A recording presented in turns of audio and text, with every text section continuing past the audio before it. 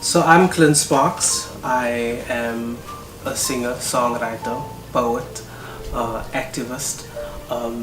I think that activist is sometimes when you call yourself an activist, people think that you are maybe too opinionated or you're trying to take a stand for just anything. But it is something totally different when you have been how can I say, marginalized or targeted because of who you are. So it's not really activism in my opinion.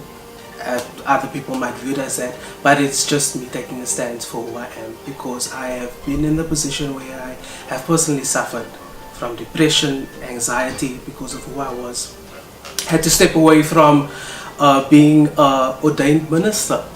I had to step away from going to seminary because of who I was, because it wasn't accepted. But it took a few years.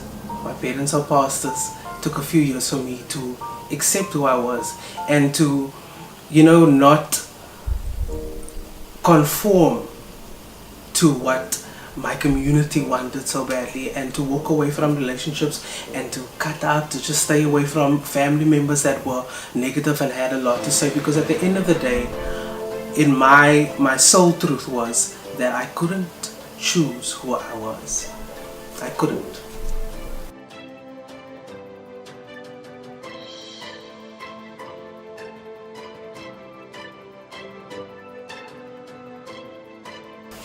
So we ultimately can't talk about not being myself. I can't talk about not being myself. I can't, just say that, I couldn't be myself because people or things were holding me hostage. What are those things? It is the patriarchal and discriminatory attitudes and perceptions of people in our communities. And it is not just a responsibility.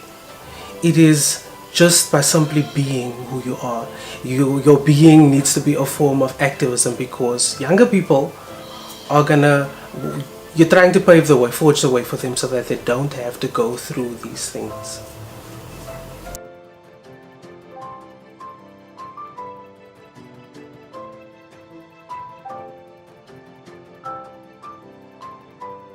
So in 2010, I was diagnosed with clinical depression, major depressive disorder, and it continued after that because I was extremely saved back then, so I didn't go on medication because I believed that my faith in God would cure it.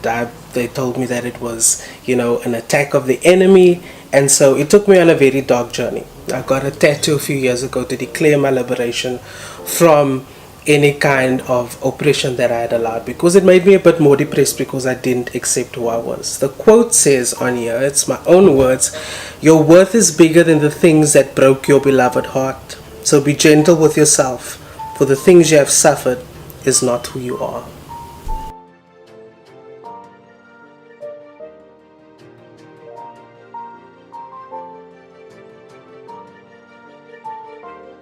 So having had a history of mental health issues, how do I cope with it now?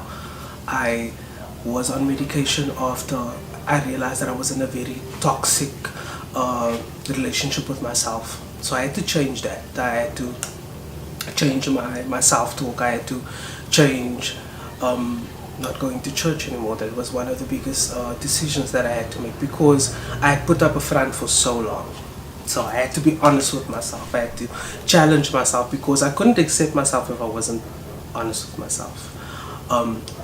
So at the end of the day, acknowledgement is the first step towards healing. So I had to acknowledge I'm gay, I'm queer, and that started the healing journey for me.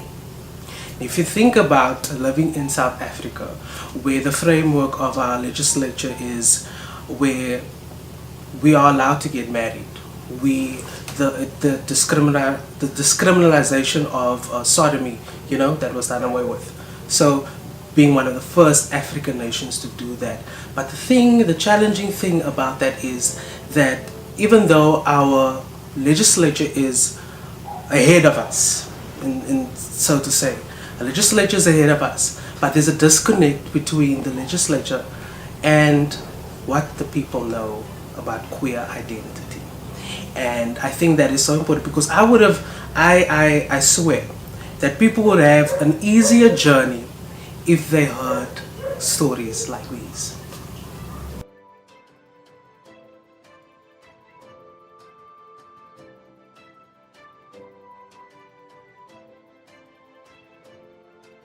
So a few years back, I had to have a coming home.